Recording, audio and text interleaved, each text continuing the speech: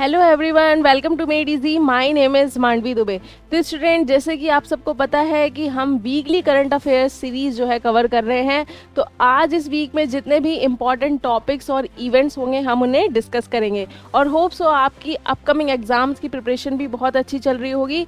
काफ़ी सारे स्टूडेंट ने आरआरबी जेई का एग्ज़ाम दिया है, तो वो लोग बिल्कुल मोटिवेटेड रहें। उसका रिजल्ट जैसे ही आएगा आपको मेड इजी के चैनल पे मिल जाएगा।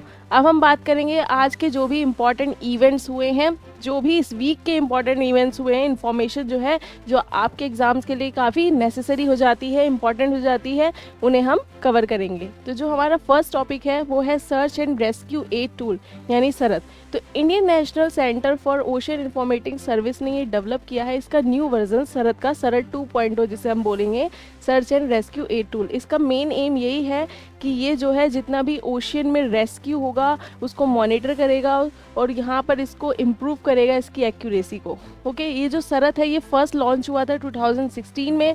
यही है कि एफिशिएंसी को बढ़ाएगा सर्च की और रेस्क्यू ऑपरेशन की। कोस्ट गार्ड को भी हेल्प करेगा, अदर एजेंसीज को इन saving lives by reducing search areas. Inquest क्या है अभी मैंने आपको बताया। इंडियन नेशनल नेक्स्ट हमने यहाँ पे बोला था the Indian national centre for ocean information service. तो इसके बारे में भी आपसे पूछा जा सकता है ये कैसी ऑर्गेनाइजेशन है। तो ये एक ऑटोनॉमस ऑर्गेनाइजेशन है जो कि वर्क करती है under ministry of earth science के। ओके, और मेनली इसका हेडक्वार्टर भी आपसे पूछा जा सकता है। तो इसका जो हेडक्वार्टर है वो हैदराबाद तेलंगाना में है। इसका काम यही है कि ये मॉनिटर करेगा इंडियन ओशन को यूजिंग अ नेटवर्क ऑफ बायस। तो आपको थोड़ी बहुत डिटेल्स यहाँ पे याद रखनी है। अगर आपसे सरत नहीं पूछेगा तो इनक्वेस्ट तो ज़रूर ही पूछेगा। इसका हेडक्वार्टर आपको याद रखना है, इसका वर्क क्या है, ये कौन सी मिनिस्ट्री के अंदर वर्क करता है, तो आपको ये चीज़ें याद रखनी है।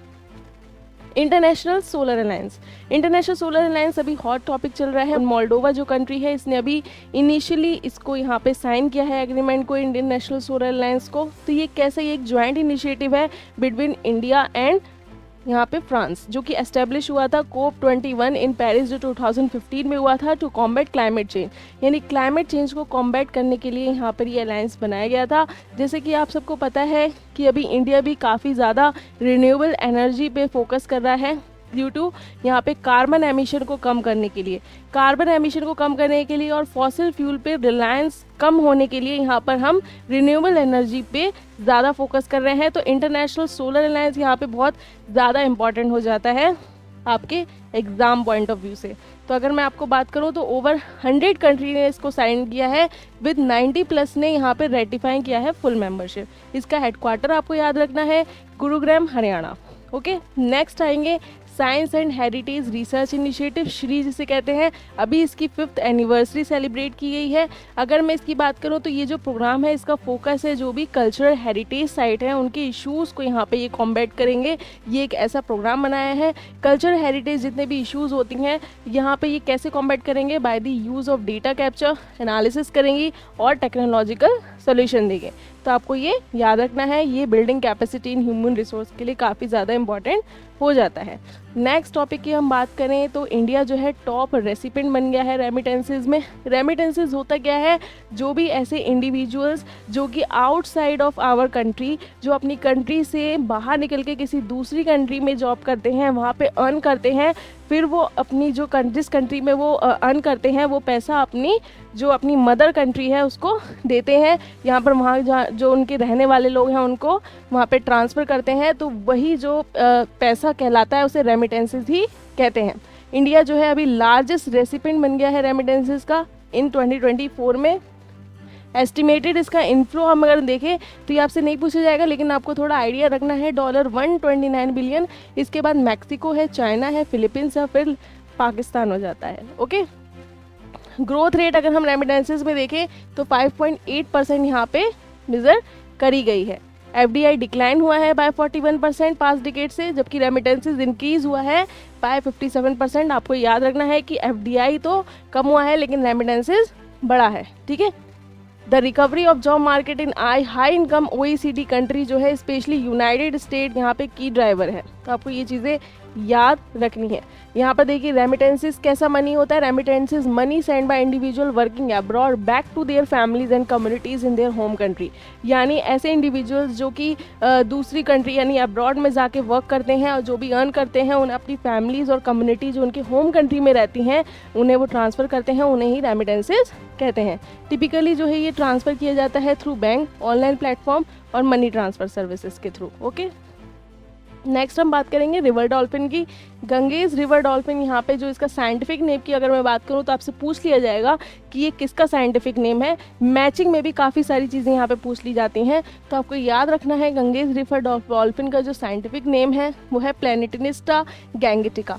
ओके, ये एक सैटेलाइट टैग्ड है for the first time by the wild life institute of India ने यहाँ पर इसको टैग दिया है। सैटेलाइट टैगिंग का एम क्या होता है, गैदर करना क्रिटिकल डेटा को ऑन द डॉल्फिन सीजनल और माइग्रेटरी पैटर्न को उनके। ठीक है, गंगेज रिवर डॉल्फिन का साइंटिफिक नेम मैंने आपको बताया। इसकी डिस्कवरी जो है ऑफिशियली जो इसे डिस्कवर किया गया था वो 1801 में किया गया था। इसे शुशु भी बोला जाता है। हैबिटेट और डिस्ट्रीब्यूशन की बात करें तो ये गंगा और ब्रह्मपुत्र रिवर में आपको देखने को मिलेंगी और इनकी ट्रिब्यूटरी में भी आपको देखने को मिलेंगी इंडिया, बांग्लादेश और नेपाल में। ये जो है इनकी कैरेक्टरिस्टिक्स आपको थोड़ी सी याद रखनी है, स्टेटमेंट वाइज क्वेश्चन में आपसे पूछ सकता है। जैसे ये जो है ये सिर्फ फ्रेश वाटर में ही लिव करती हैं and does not have a crystalline islands, नहीं होता इनका। इफेक्टिवली ये ब्लाइंड होती हैं। ये नेविगेशन और हंटिंग कैसे करती हैं जब इनकी आंखें नहीं होती, आपका क्वेश्चन होगा, तो through a highly developed sonar system के थ्रू यूजिंग इको लोकेशन, जिसे अल्ट्रासोनिक साउंड्स कहते हैं। तो काफ़ी सारे ऐसे हमारे एक्वेटिक एनिमल्स हैं जो ब्लाइंड होते हैं, तब भी सोनार की हेल्प से, सोनार सिस्टम की हेल्प से वहाँ पर वो हंटिंग और नेविगेशन कर लेते हैं।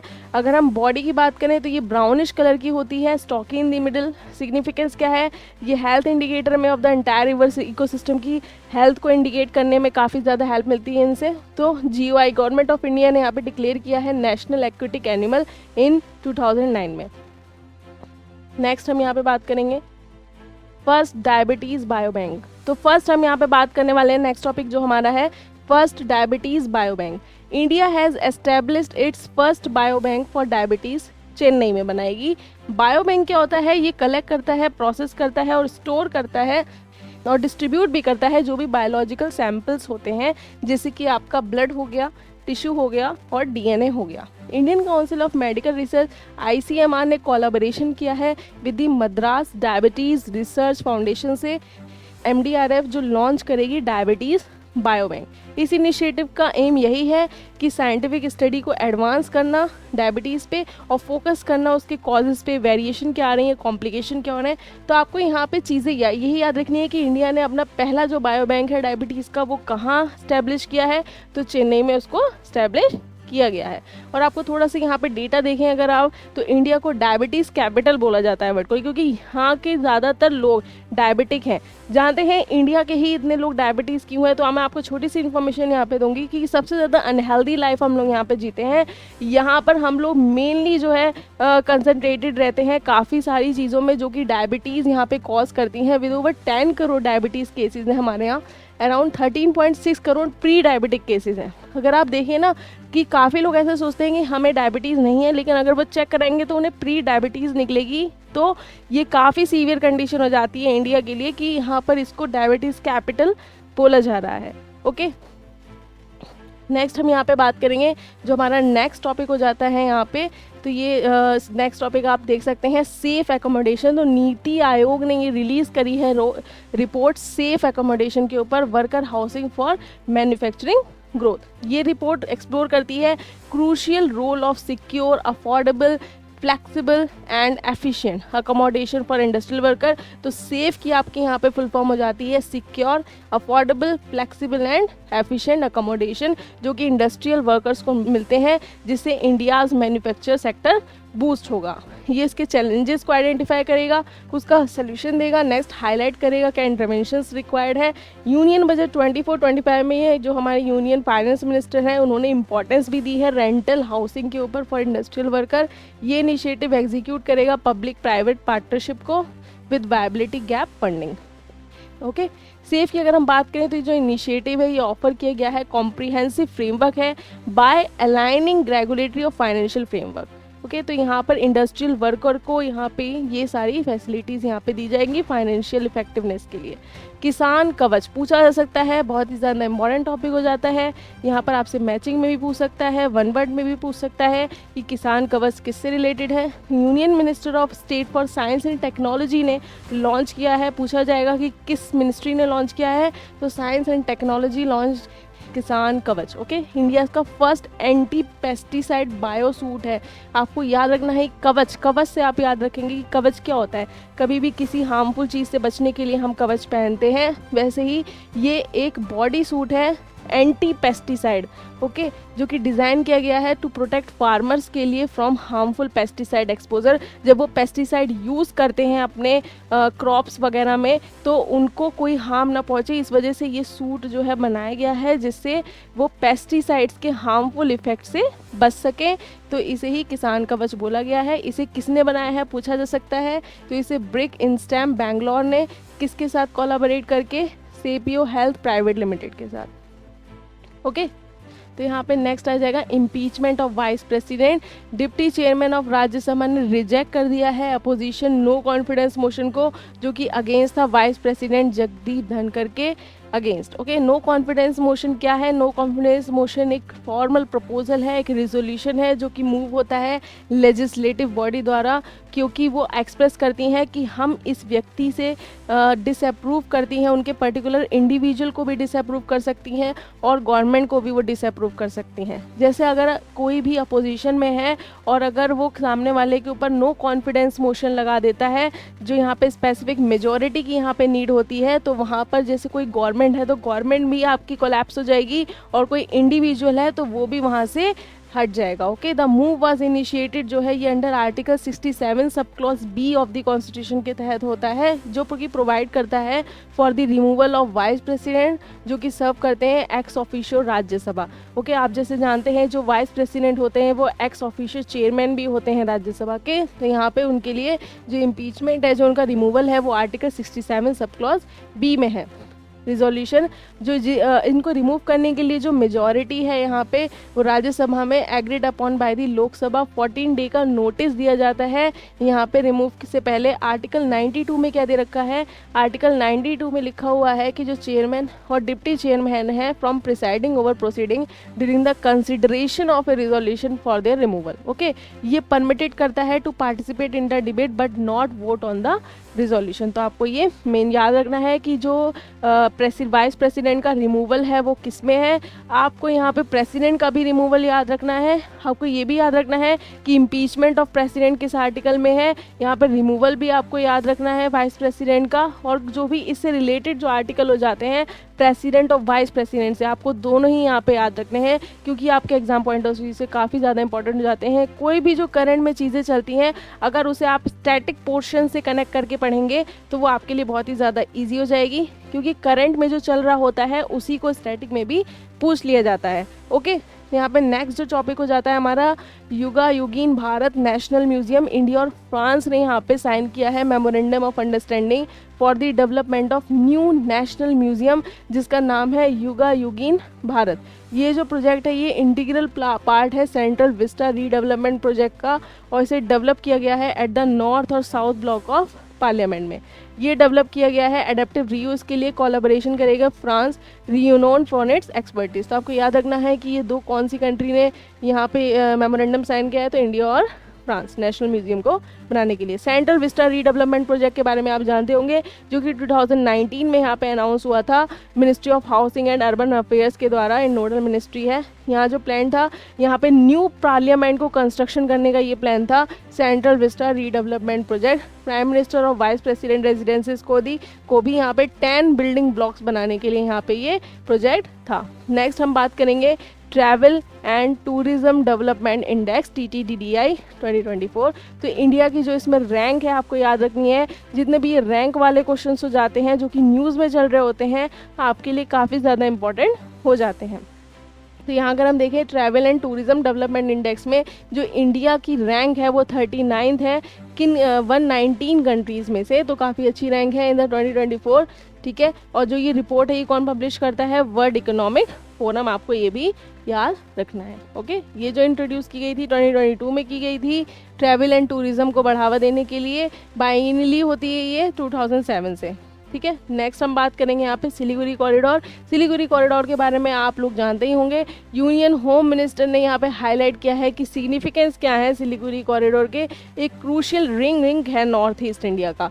ओके, इसको हम चिकन नेक के नाम से भी जानते हैं। एक नैरो स्ट्रिप है ये, इसे चिकन नेक बोलते हैं क्योंकि ये बिल्कुल नैरो लाइन है, नैरो लैंड है यहाँ पे वेस्ट बंगाल से, जो कि कनेक्ट करती है नॉर्थ ईस्टर्न स्टेट को रेस्ट ऑफ द कंट्री से। जो नॉर्थ ईस्टर्न स्टेट है हमारा, उसे रेस्ट ऑफ द कंट्री, जैसे आप भारत का अगर आप मैप देखेंगे, इंडिया का मैप देखेंगे, तो आपको दिखेगा कि जो हमारा नॉर्थ ईस्टर्न पार्ट है उसमें जो पूरे रेस्ट ऑफ द कंट्री जो कनेक्ट है वो एक नैरो लैंड से कनेक्ट है। उसी को सिलीगुड़ी कॉरिडोर या चिकन नेक के नाम से भी जानते हैं। काफ़ी ज़्यादा इम्पॉर्टेंट स्ट्रेटेजिक एरिया है ये ईस्टर्न इंडिया का, जो कि लोकेटेड है महानंदा और तिस्ता रिवर के बीच में। तो पूछा जा सकता है कि ये कॉरिडोर किन दो रिवर के बीच में सिचुएटेड है, तो महानंदा और तिस्ता रिवर। ये क्रिटिकली मिलिट्री सिग्निफिकेंस की वजह से भी काफ़ी ज़्यादा इम्पॉर्टेंट हो जाता है international border with China, Nepal और बांग्लादेश। ये कनेक्ट करता है इंडियन मेन लैंड को नॉर्थ ईस्टर्न स्टेट से। ओनली लैंड है जो कि रेस्ट ऑफ इंडिया से नॉर्थ ईस्टर्न स्टेट्स को कनेक्ट करता है। ओके, नेक्स्ट हम आ जाएंगे मसाली। मसाली एक विलेज है जो कि इंडिया का first solar powered border village बन चुका है। यहाँ पे ये जो कि सिचुएटेड, आपको याद रखना है, बानसकाठा डिस्ट्रिक्ट ऑफ गुजरात में। ये 40 किलोमीटर है फ्रॉम दी पाकिस्तान बॉर्डर से, तो पाकिस्तान बॉर्डर के काफ़ी पास है ये। और ये पहला ऐसा विलेज है इंडिया का जो कि सोलर पावर्ड बन चुका है बॉर्डर विलेज। ये जो विलेज है इसमें 800 पीपल रहते हैं। नाउ हैज़ 119 हाउसेज हैं यहाँ पे, सोलर रूफटॉप है यहाँ पे उन हाउसेज में, जो कि 2 to 5 kilowatt of electricity generate करते हैं। तो देख सकते हैं आप, काफ़ी ज़्यादा अमाउंट में यहाँ पे इलेक्ट्रिसिटी ये लोग जनरेट करते हैं और काफ़ी कम लोग भी यहाँ पे रहते हैं। ये जो इनिशिएटिव है ये पार्ट है PM सूर्य घर योजना, जो कि बॉर्डर डेवलपमेंट प्रोजेक्ट के अंडर वर्क करती है। तो आपको याद रखना है यहाँ पे ये किस योजना के अंडर में है, तो PM सूर्य घर योजना, जो कि किसके अंडर वर्क करती है, आपको ये भी याद रखना है, was carried out under the border development project. Masali second solar village है गुजरात का after Modhera and the first in a border area. एक चीज़ आपको यहाँ पे याद रखनी है, क्वेश्चन आपको यहाँ पे ऐसे कंफ्यूज कर सकता है कि ऐसा कौन सा फर्स्ट विलेज बॉर्डर विलेज है जो कि सोलर पावर्ड हो चुका है। तो अगर आपसे बॉर्डर विलेज पूछेगा तो आपको मसाली ही यहाँ पे आंसर करना है, और अगर आपसे पूछे फर्स्ट सोलर पावर्ड विलेज कौन है, बॉर्डर अगर वो ना लगाए पूरे स्टेटमेंट में, तो आपको आंसर करना है मोधेरा। ओके, तो ये दो चीज़ें आपको ज़रूर याद रखनी है। अब यहाँ पे देखेंगे आप प्रशासन गांव की ओर कैंपेन। तो प्राइम मिनिस्टर ने हाईलाइट किया है इम्पोर्टेंस ऑफ प्रशासन गांव की ओर कैंपेन, जो कि गुड गवर्नेंस वीक के ड्यूरिंग यहाँ पे चलाया गया है। यहाँ पे इफ़ेक्टिव गवर्नेंस रूरल एरियाज़ में कैसे गवर्नेंस को इफ़ेक्टिवनेस करें, इफ़ेक्टिवली यहाँ पे एनकरेज करें लोगों को, तो यहाँ पे इसके लिए यहाँ पे ये चलाया गया है ग्रास रूट डेमोक्रेसी को यहाँ पे स्ट्रेंथन करने के लिए। ये एक नेशन वाइड कैंपेन है जो कि रिड्रेसल ऑफ पब्लिक ग्रीवेंसेस और इम्प्रूव करता है सर्विस डिलीवरी को। The department of administrative reform और पब्लिक ग्रीवेंस ने यहाँ पे कोऑर्डिनेट किया है इसको। ये जो कंडक्ट होगा in all north eastern states में होगा, इसमें असम, मणिपुर, त्रिपुरा, मेघालय, मिजोरम, सिक्किम, अरुणाचल प्रदेश, जितने भी नॉर्थ ईस्टर्न स्टेट हैं यहाँ पे ये कंडक्ट कराया जाएगा। नेक्स्ट अगर हम यहाँ पे बात करें इसी में, तो इसे कंडक्ट कराया जाएगा जितने भी यूनियन टेरिटरीज़ हैं उसमें भी यहाँ पे, जैसे जम्मू कश्मीर हो गया, दिल्ली हो गया, लद्दाख हो गया, अंडमान निकोबार हो गया, दादर एंड नागर हवेली हो गया। तो यहाँ पे जितने भी यूनियन टेरिटरीज़ हैं वहाँ भी ये कंडक्ट कराया जाएगा। फेवर डायलॉग की अगर हम बात करें तो रिसेंटली नेपाल और चाइना ने यहाँ पे लॉन्च किया है फेवर डायलॉग, जिसका एम है रीजनल प्रॉस्पेरिटी को यहाँ पे फोस्टरिंग करना, पीस लाना और इकोनॉमिक इंटीग्रेशन करना इन साउथ एशिया। ये जो इसका नेम है फेवर डायलॉग, ये आया है रिनोड फेवर लेक से, जो कि नेपाल की लार्जेस्ट लेक है। तो आपसे पूछा जा सकता है कि नेपाल की लार्जेस्ट लेक कौन सी है, तो यहाँ पे फेवर लेक है। और जो यहाँ पर ये कैंपेन, ये जो यहाँ पे फेवर डायलॉग आया है, ये किसके नाम से आया है, ये फेवर लेक्स के नाम से ही आया है, जो कि पोखरा वेल वैली के लोकेटेड है। ये जो लेक है ये पेरिनियल स्प्रिंग है, हरप्पन खोला, सेटी खोला यहाँ पे ये भी इंक्लूडेड है यहाँ पे, तो आपको ये याद रखना है। ओके, नेक्स्ट हम आ जाएंगे India state of forest report पे 2023। तो union ministry of environment, forest and climate change यहाँ पे रिलीज़ करती है India state of forest report 2023 at forest research institute पे देहरादून। तो फॉरेस्ट रिसर्च इंस्टीट्यूट कहाँ है, ये क्वेश्चन बन जाएगा, तो आपको आंसर करना है देहरादून। ये जो होती है ये एवरी 2 ईयर्स में पब्लिश होती है by the forest survey of India, जो कि ministry of environment, forest and climate change के अंडर वर्क करता है। इसका जो फर्स्ट सर्वे पब्लिश हुआ था वो 1987 में हुआ था, और यहाँ पे जो 18th सच रिपोर्ट है, ये जो अभी आई है वो 18th है। तो यहाँ पर इसके बारे में बात करें तो यहाँ पे देयर इज एन इंक्रीज हुआ है 1445 square kilometre in the forest और tree cover of the country, जिसमें 156 स्क्वायर किलोमीटर इंक्रीज हुआ है फॉरेस्ट कवर और 1289 स्क्वायर किलोमीटर इंक्रीज हुआ है ट्री कवर। तो आपको ये चीज़ें याद रखनी है कि क्या क्या इसमें इंक्रीज हुआ है।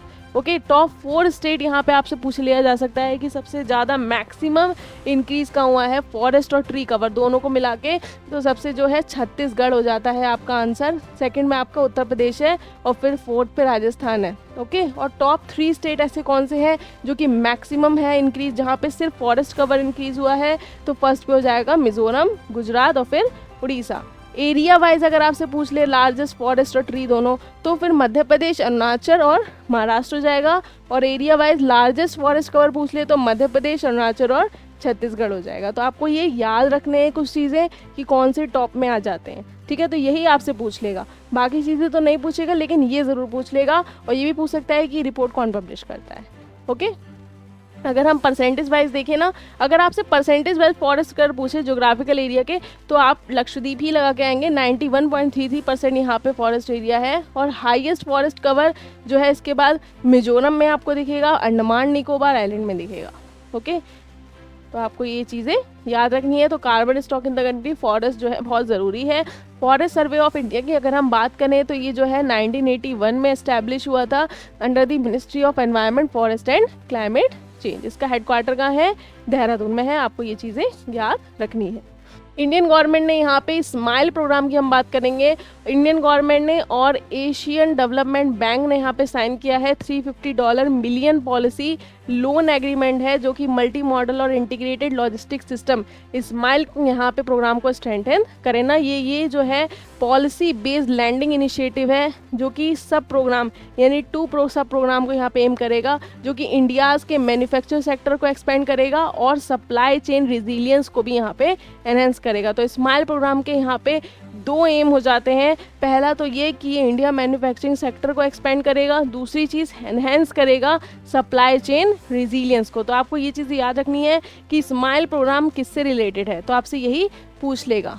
नेक्स्ट हम बात करें यहाँ पे एशियन डेवलपमेंट बैंक की, तो जो है ये 1966 में आपका एस्टैब्लिश हुआ था प्रमोट करने के लिए प्रॉस्परस, इंक्लूसिव, रेजिलियंस और सस्टेनेबल एशिया। इस यहाँ पर इसमें 69 मेंबर्स हैं with 49 from the reason.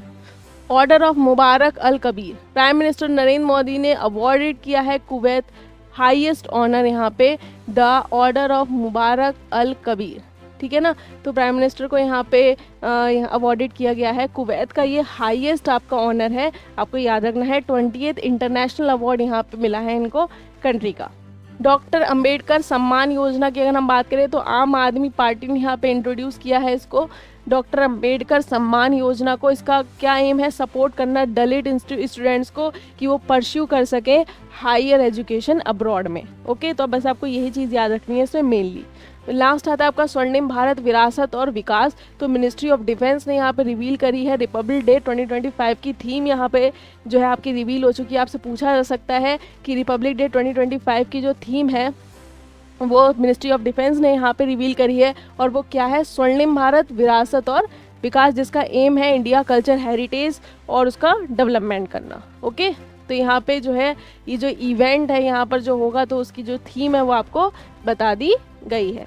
Next आपका हो जाता है लास्ट जो है India first zero waste airport, यहाँ पे इंदौर को बना दिया गया है इंडिया क्लीनेस्ट सिटी। आप जानते ही हैं कि इंदौर जो है वो इंडिया की क्लीनेस्ट सिटी है, और यहाँ पर इसको फर्स्ट जीरो वेस्ट एयरपोर्ट भी बना दिया गया है। तो होप सो स्टूडेंट आपको ये सीरीज़ बहुत अच्छी लगी होगी। ऐसे ही हम नेक्स्ट वीक में भी जो भी उसके इंपॉर्टेंट इवेंट्स और इन्फॉर्मेशन होगी जो आपके लिए बेनिफिशियल होगी तो हम उसे कवर करेंगे। Thank you so much, take care, stay tune.